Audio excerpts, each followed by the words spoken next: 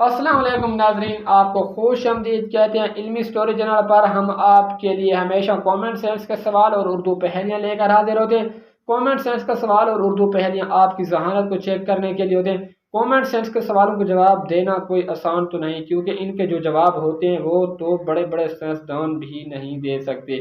क्योंकि इनका सवाल होता कुछ है तो जवाब कुछ होता है, आपके जहन में कुछ होता है और इसका यहाँ जवाब कुछ होता है। तो इसलिए बहुत ही मुश्किल है कॉमन सेंस का जवाब देना।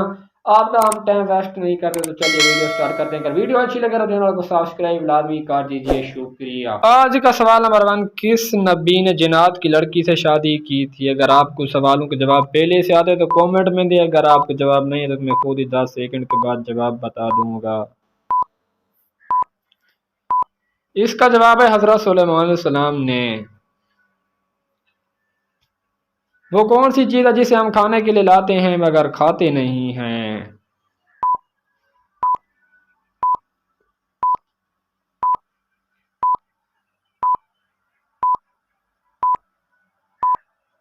इसका जवाब है बर्तन।